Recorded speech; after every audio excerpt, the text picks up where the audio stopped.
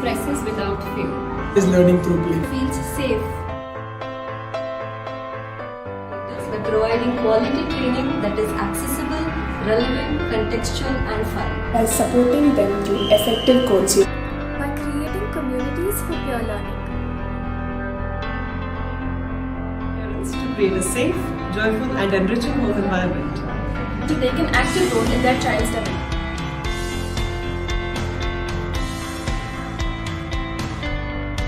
We will advocate for investment in early childhood education.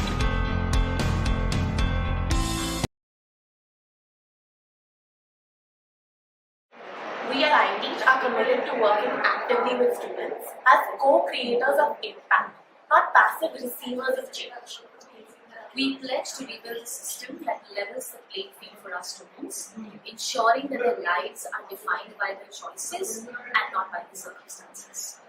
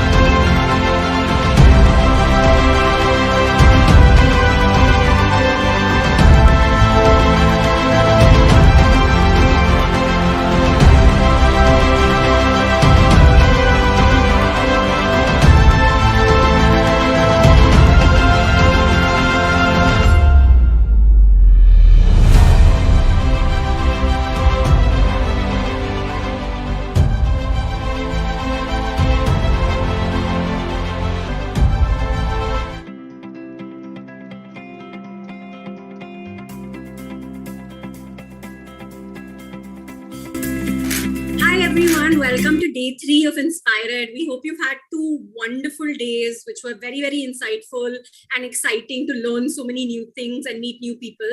My name is Veenal Ali. I'm a Teach for India alumni, and I currently lead programs and scale at Antarang Foundation that works on career aspirations and pathways for young adults. Everyone, I'm Mahima Chaudhary. I'm an Aspire BA student, and currently I'm also teaching with Queen's English as an online English teacher, and I'm a TFI student alum. Awesome. Hi, Mahima. Excited to have this chat with you. So our theme for today is going beyond the basics. So let's start maybe with just sharing what that means for us. So I'd love to hear from you with all your experiences of being a learner and now being a teacher. What does going beyond the basics mean for you? So let me first define what basics imply for me. So basics in the class simply means anything that is conventional, the standard that we have set in schools with regards to the syllabi that we stick to, the question and answers in a school setup where the students are just sticking to what's there in the textbook. So there's no real life experience that they are having. They don't have an understanding of what will happen in a real circumstance if they have to face the same thing, whatever they are learning. So that's the basics. That's just sticking to the syllabus. Now, if I had to mention about the experiences that I have of going beyond the syllabus or going beyond the basics, it's simply experiencing the things. So I'd like to share an experience. I was a part of this organization called Avasara Leadership Fellow, which is ALF. It's in Bandra, BKC basically, and this was exclusively for girl child. And I was a part there for a year where the students had the opportunity, most of us had the opportunity to experience everything that we were learning. So if you remember, it was in 8th grade where the last few chapters are always about environment, pollution, and all of that. So one of the last chapters was the teacher told us in the second semester start that you have to pick up a project, find a problem in your surrounding and solve that. We are not going to teach this as a chapter, but you will work on it, solve this problem. So we were made up in a group, we were paired up and then all of us started working on it. So my team, we started to work on a road project. We wanted to fix that road. It had a lot of potholes and everything. That was our project. And in the journey of getting that road fixed, we happened to actually visit government authorities and deal with everything from writing application letters to receiving replies from government authorities. We saw it all. So it was not just a chapter from that science book anymore. It meant everything, all those people and all those surveys and people living in the locality whom we surveyed. So that experience stuck with me. So going beyond basics means we just need to go more and see the people in real life out there. Yeah. I love that example of just project-based learning. I think for me, it also is the purpose of why that subject or that concept is even there. For me, that's going beyond basics. So an example from my schooling was art. I never understood why I had to draw the brinjal and grapes and a vase. Nobody ever told me that. So I found it very, very boring and didn't understand why it's taught at all.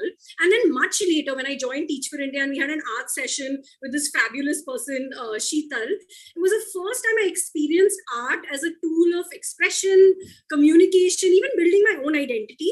And later, when I was also going through other sessions with this professor, Rohit Dhankar, spoke about how the purpose of art is to build your own sense of aesthetics, your own sense of beauty, so that you don't get influenced by other sense of what is beautiful and what's not, and have your own anchor on that.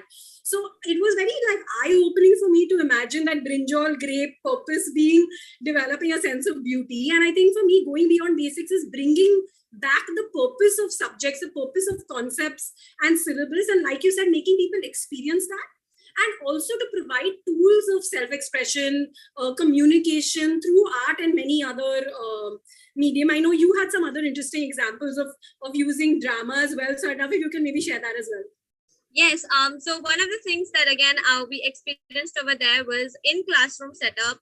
We generally tend to, as I said, limit ourselves to the question and answer theory for the whole learning and teaching process. But I happened to experience this good thing where every one of us had the opportunity to group up, and then all of us were either taking up responsibility for the whole class. So just consider this example where if it's an English class and we're learning some story, all of us were given roles. 5 minutes improv, you have to keep up, get into the character and express it live on that stage in front of everyone. It just not only makes us as improv, like it gives us the opportunity to express ourselves in our way, get the character, but also builds up social skills wherein we have the confidence to present ourselves and the role that we have got, the responsibility of making sure that we are working in a team.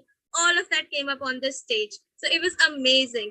And other things were just like, okay, we are doing a chapter and all of us were given little responsibilities. Okay, you know, like this chapter, this girl or okay, Mahima needs to make sure that we catch up on all the vocabularies. So she is gonna come up with a presentation or maybe just, you know, make sure that all the other kids in the classroom understand the words in this lesson. So I then become responsible for the whole class to understand the vocabularies for that chapter. So I actually put in more efforts than just for myself and making sure that I learn it. Everybody learns it. So that's also something amazing I found it. Yeah, and I think in all of these examples, what's coming out really clearly is also integration across subjects, right? Using all the values and the soft skills that we want to develop of communication, critical thinking, teamwork, collaboration built into your core academic subjects. So I think that's the really interesting piece also coming out from all the examples you're sharing and I'm sharing. And on that note of just very different things getting integrated together, I'd love to talk a little bit more about just today's agenda. There are so many exciting sessions that integrate different concepts together. So what are you most excited about for today's sessions? Today's session, I'm very excited to hear about SEL through arts, which is being conducted by Nemo Patel, who's an artist himself, and SEL through sports, which is being conducted by Dr. Abhijit Parse.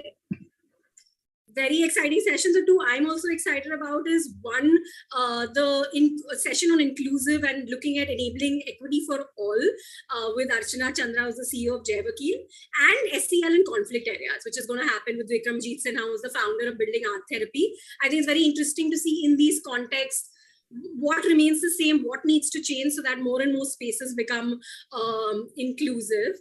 And of course, we can't talk about basics, going beyond the basics or any curriculum without talking about like foundational literacy and numeracy. So we have a really exciting panel as well for that. I'm also very excited about our keynote speakers gonna come up next. Professor Rishikesh. Yes, definitely very exciting to hear what he has to say about these different concepts, about integrating these ideas, what needs to be reimagined. So I'd love to introduce our keynote speaker, Rishikesh BS. He's a professor at Azim Premji University, and he currently leads the Hub for Education, Law and Policy at Azim Premji University. His main research interests have been education policies, assessment, and teacher education. And he's done many, many different projects and roles over more than 2 decades. And of late, past couple of years, education policy has been like the core of his work. And he's on many government advisory committees on a lot of issues concerning education, particularly in his domicile state, which is Karnataka. So welcome, Rishikesh. Really excited to learn from you and hear what you have to share. And would love maybe if you can get us started with this whole idea of reimagining curriculum and going beyond the basics. And according to you, why is that so relevant today? Yeah, thank you so much, Vanil, for that introduction, and both Mahima and you for having me on this panel. So let's begin with this whole idea of reconfigured curriculum. For me, it's all based on evidence that we have from the ground, right? After 2 years of what we've seen due to the pandemic, we really have to go back to try and find out as to what really is the situation on ground. And what all studies are saying is that students have lost a lot of basic abilities, grade level competencies. In fact, a study that we did almost a year ago at the Azim Premji Foundation indicated that almost 92% of children in classes 3 to 8 have lost at least one foundational ability in mathematics and one in language. Now, what does it mean? It basically means that when a certain foundational ability is lost, you can't build on your learning as you go through your grades. So basically, you stop learning. And depending upon the foundational ability that is lost, that particular concept can never be learned, right? It's like, for instance, a child has forgotten units, tens, and hundreds. It's forgotten the place value. You can't do any kind of carryover tasks with the child. Child will not be able to do it at all, will not be able to understand at all. So when foundational aspects are lost, and evidence says that it's happened across the grades, which again proves that online learning has been very suboptimal and it just can't replace the in-person classrooms. And so when this has happened, you have to reimagine the curriculum. There is just no other way, because if we go in with our usual curriculum, what we are going to see is that one, children are going to drop out because they just can't make sense of what's happening. And two, there could be some children who will just struggle and be in school, but at the end of it would have really learned nothing much, right? So that's really the situation. And in this case, NEP comes in very handy, because the National Education Policy also talks about reducing the curriculum to the core essentials.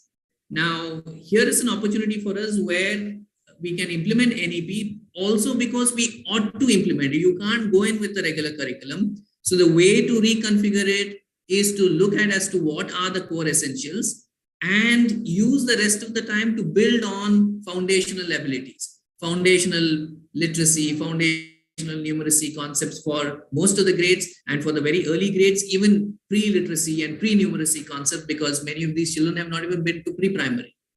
So that's really what the situation is on ground, Wenel. Yeah, thank you for sharing that. And it's just so stark, the kind of loss that's happened across grades, like you mentioned. So what, according to you, when you said core elements and then obviously the foundational pieces of literacy, numeracy, what are those core essentials? What elements need to be added, modified, reduced, integrated according to you, so that while we're obviously building all the foundational academic skills, it's also a really thriving and learning environment for students?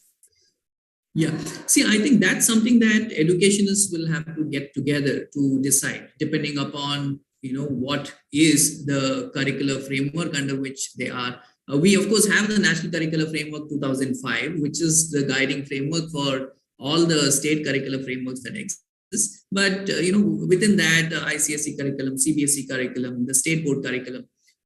So across these curricula, what is it that you take as core essentials is something that is useful to come out with the discussion. Though there are almost 90% of it which is going to be common, but the discussion would also enable a kind of collaborative effort. So that discussion is very important.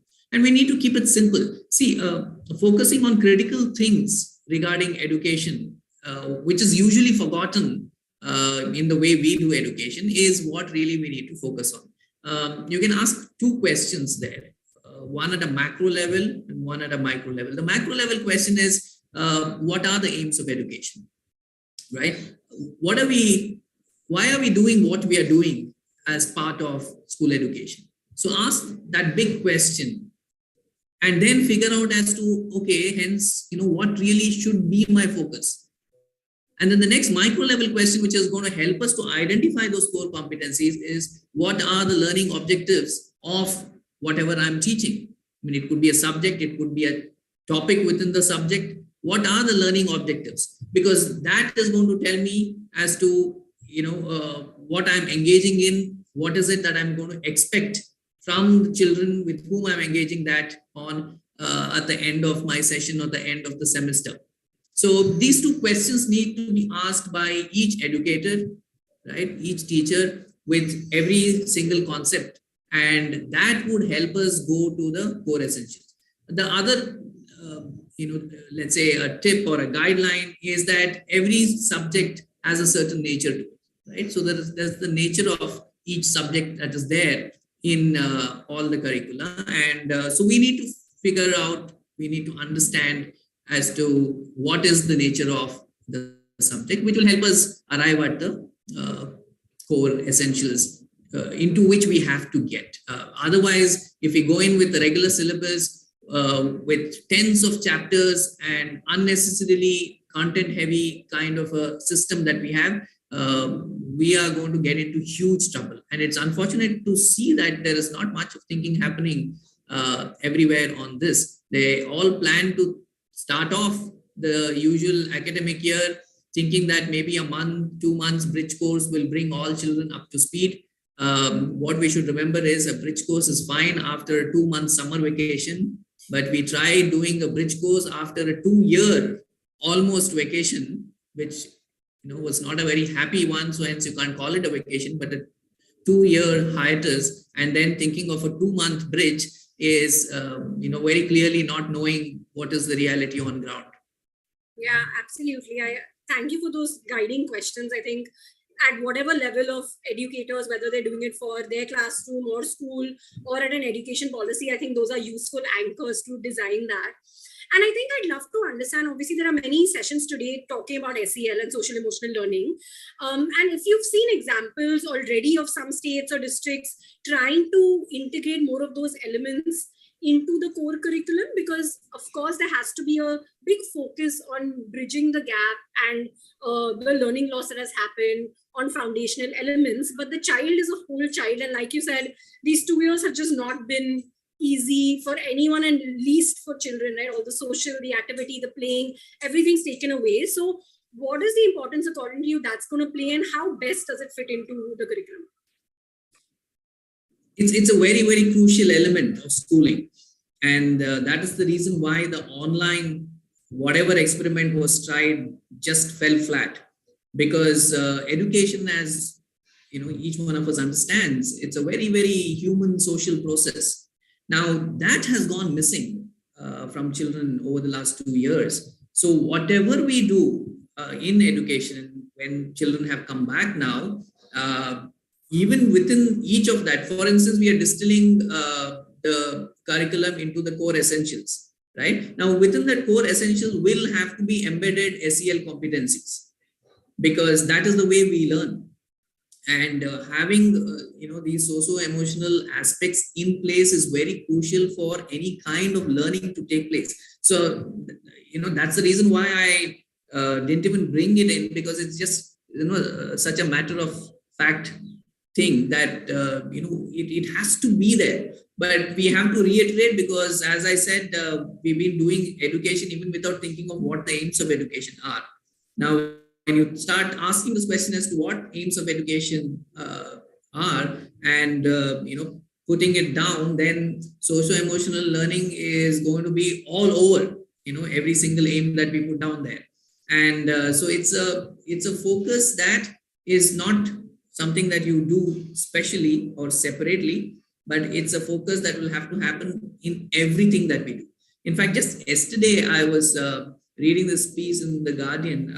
In UK, the Ofsted has come up with a study on the kind of gaps that have occurred in children's life in UK due to the lockdown. And they did not even have the kind of lockdown that our children had, right? Almost a continuous 2 years.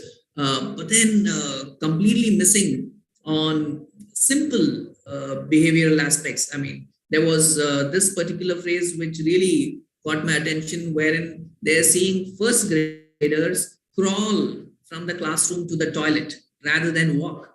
So, being at home, they're just crawling around. They're just not even in the habit of walking. Short distances, they're crawling. So it's there in that report, in the Ofsted report. And, so these are, this is just to kind of say as to what are the different ways in which this school closure has impacted children. Now, for us in our country, it's slightly different. Given that though the schools were closed, pretty much, everything else was open except for those curfew days. So children were all around playing, interacting. So they did not miss out as much socially, particularly in rural areas. All the children who would go to the village school were all there, always playing around. So it was really ridiculous for us to have kept the schools closed because they were all together. Maybe it seemed like we were protecting, the adults who would otherwise engage with the children. So that way, socially engaging with the peers, most of our rural children did not miss out. our urban middle class children did miss out. So that's an issue that has to be tackled in the schools into which our middle class goes to. But in the rural schools, there were other issues that came up. Adolescent girls were being married off, right? Adolescent boys were being sent off to work. Now, getting all of them back, these children back into school, because they're all in the cusp of elementary, secondary, and moment you go to secondary, people would say no detention, and because they've not learned, now you fail them in grade 9, it's going to be a disaster. Because obviously, I mean, a child, you're attracting the child back into school because, the schools have opened. And then in school, you fail the child, saying that the child has not learned because you didn't have school for 2 years. I mean, it can't be more unjust. And so we need to really think about what is it that we have education for? Is it those board exams that we are bothered about, or is it learning that we are bothered about? Yeah, great point. And I think that the last part, especially on the board exams and feeling like a student in 9th or 10th because they just missed schooling, like assessments is such a core piece that drives curriculum drives, or even whatever the curriculum is, what gets prioritized and deprioritized highly gets driven by what's in the assessment. So what changes do you think are important to bring into how we assess students at all grades, not just at the board exam, to really truly be able to cater to what they really need? See, my suggestion is get rid of the board exams, right? But of course, things don't happen that way. It's not easy and it's not an overnight thing, but it has to happen. At least the kind of board exams that we have to improve our education system, it has to be thrown out of the window. But getting rid of something like that need not be a violent exercise. It can be made redundant, right? By ensuring that the focus of our assessment is what happens as classroom assessments, CBAs, classroom-based assessments, teacher-led assessments, give prominence and emphasize on these kinds of assessments. Even if there has to be a summative assessment, a school-based summative assessment, right? Wherein you also provide the agency to the stakeholders in the immediate teaching learning environment. Provide the teachers with the agency and say that assessment is for you, and one need not fear about these assessments. It's for you to figure out as to where your children are, so that you chart the road ahead. And so once that autonomy is provided to the teacher with the trust, the teachers are going to come out, and one need not really bother about doing these assessments externally, right? External assessments can happen like the ASR, like the NAS, or anything else, which can give us the health of the system. But otherwise, it should be, the focus should really be on the internal assessments. So when this strengthens, the board exams would become redundant. Of course, it will require a couple of other things. For instance, as we strengthen these classroom-based assessments, in-school assessments, we need to strengthen assessments such as the portfolio assessments, right? Project-based assessments. Now, these have to be strengthened as part of this overall rejig or assessment reform, as we would like to call it. Along with this, of course, it will also have to go hand in hand with reforms in higher education. And that is why this is not going to happen overnight, right?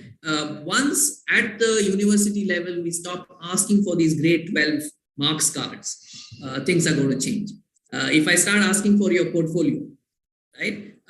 Obviously, then the focus is going to be as to what am I going to do over the next 4 years, so that at the end of my high school, 9, 10, 11, 12, I need to have a good enough portfolio for my university entrance. Now, so that change in terms of higher education entrance is what is required, and it is on its way through NEP.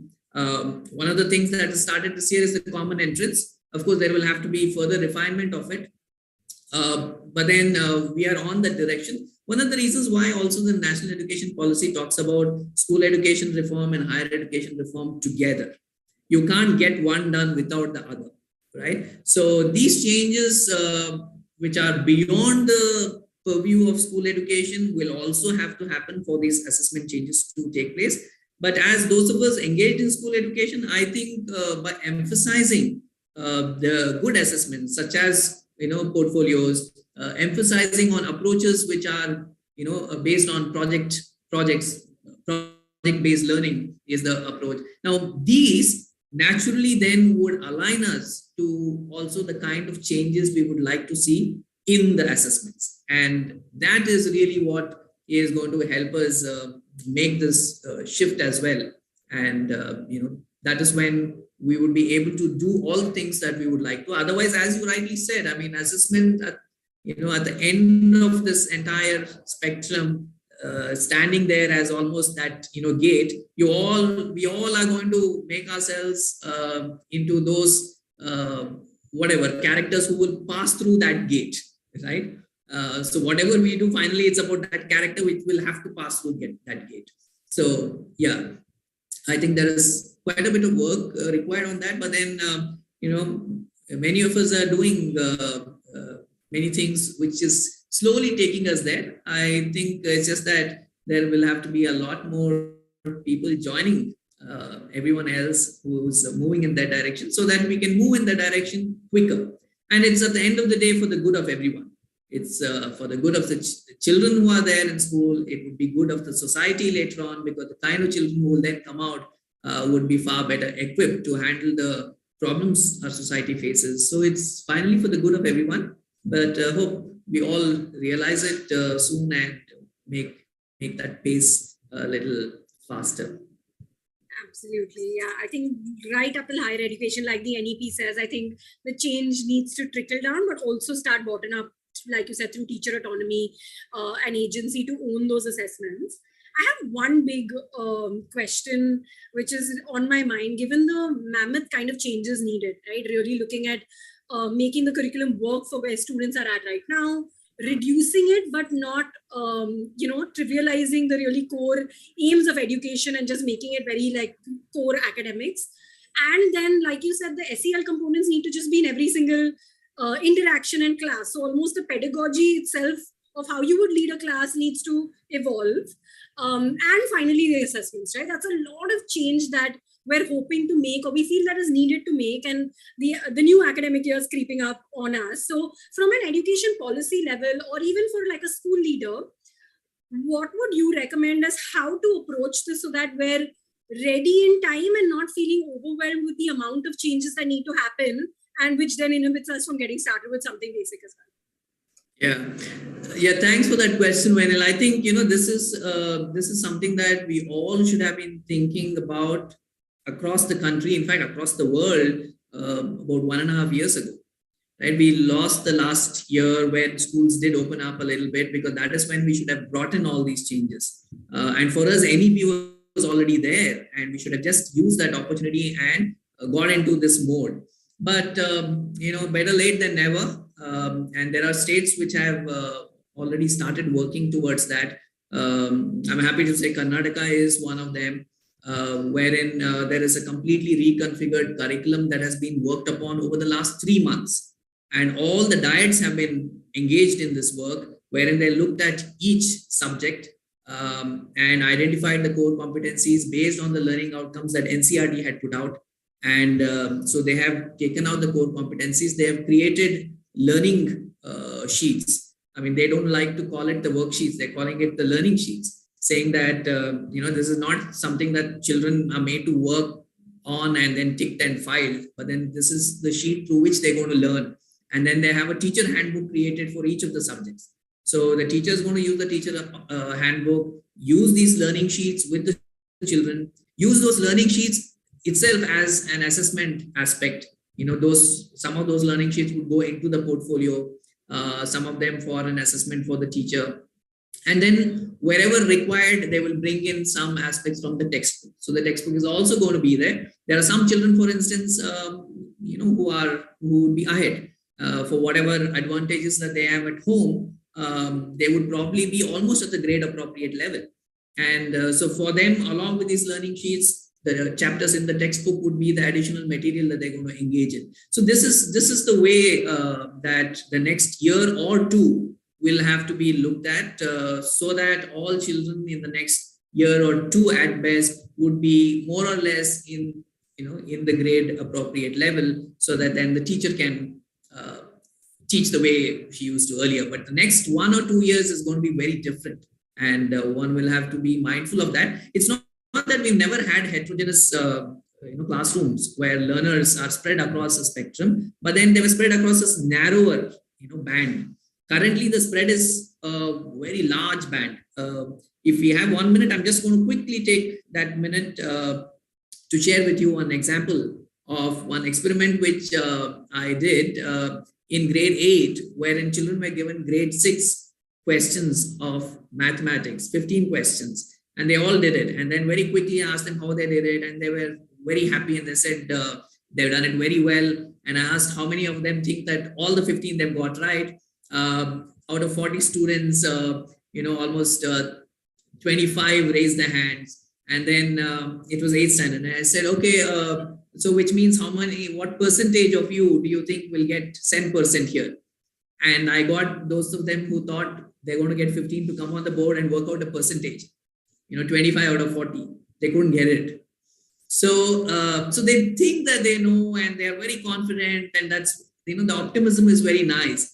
But what we need to understand is in that group, there were children who were struggling to have foundational literacy and numeracy tasks completed in that paper. And there were 2 children who got 14 out of 15, right? Which shows that they're almost there, but it was a grade 6 paper. So this is the spread, and we need to be ready for this.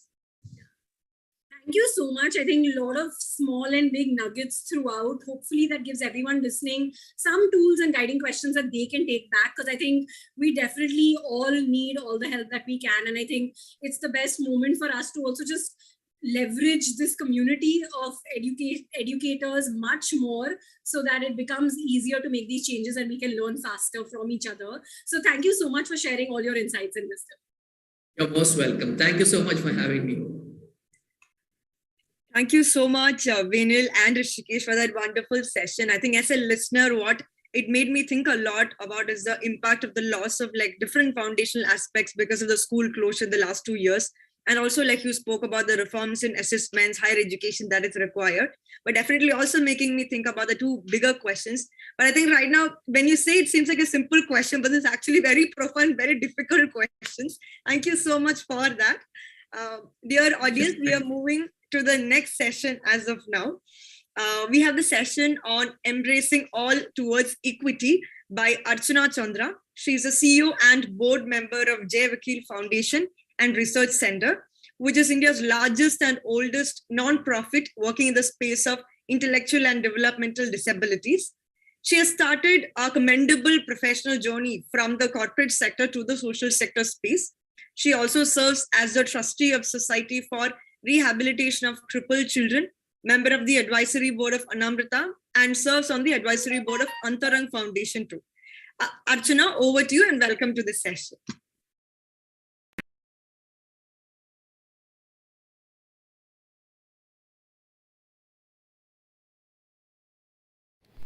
Embracing all towards equity. Jai Vakil's vision is to strive for the inclusion of the intellectually disabled by maximizing their potential. But before we get into what that means, I think let's just step back and try and understand what the evolution of the approach towards persons with disability has been over the decades, and of course, what exactly is intellectual disability. In the global